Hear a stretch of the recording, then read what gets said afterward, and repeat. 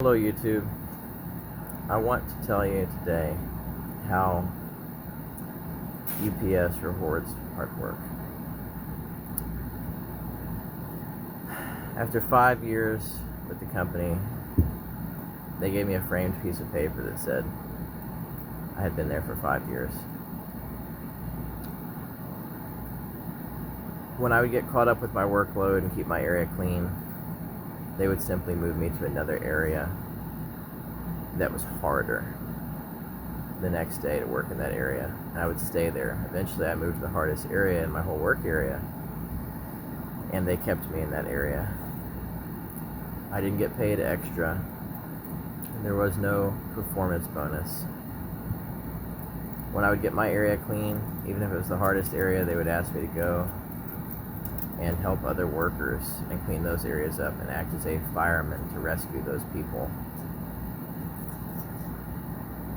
Those workers, a lot of the time, would be lazy people that would be dragging, walking very slow, texting on their phones, screwing around with their pants hanging down around their knees in some cases.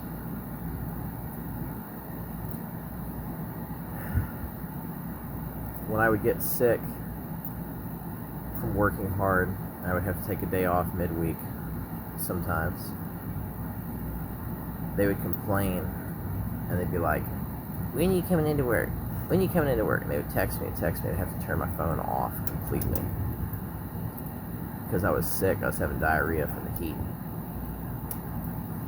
I was exhausted to the point that I had to lay in bed through the period that otherwise would have been my shift and just sleep in very cold temperatures between 60 and 64 degrees. And I would spend the whole evening that way.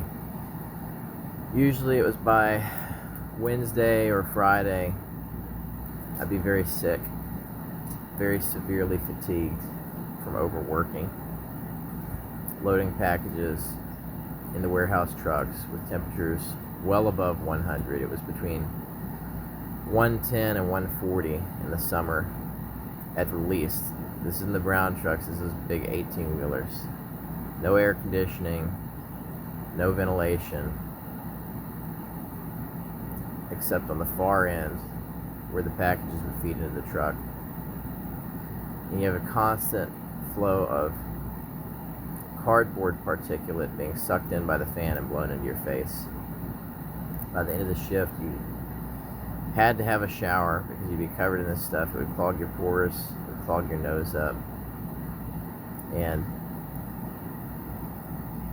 when you got your truck clear and they had moved you between all the doors, the doors themselves were clear for other workers, everybody was caught up, they would then ask you to come down and pick up E-regs. These are packages that weigh sometimes in excess of 150 pounds. Vehicle axles, all kinds of stuff, palletized items that shouldn't even have been shipped through the warehouse that were. Extremely heavy shipments, stuff that you would think that they would use a warehouse forklift to pick up, but they don't. Instead, they expect their strongest workers to pick those things up and roll them, if necessary, upstairs to a height of 5 or 6 feet above the warehouse floor, and then push them into the truck or drag them any way they can.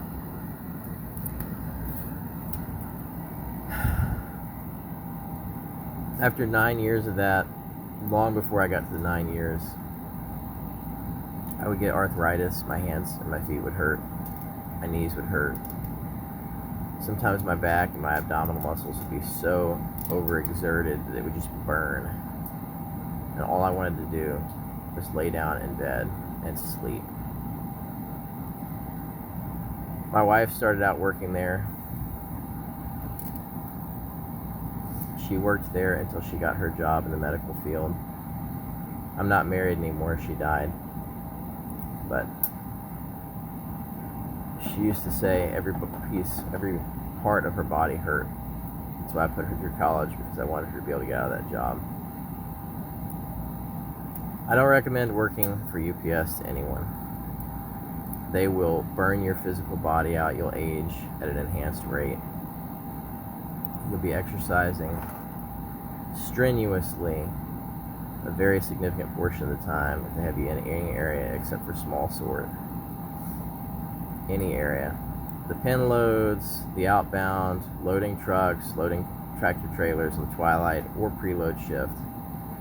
I did both of those jobs. I also worked on the air dock, and most of those positions are very strenuous. You'll be in shape, but you're going to develop arthritis and burn your joints out. And when you get sick and you become unable to work, the company will just fire you and hire another worker to take your place.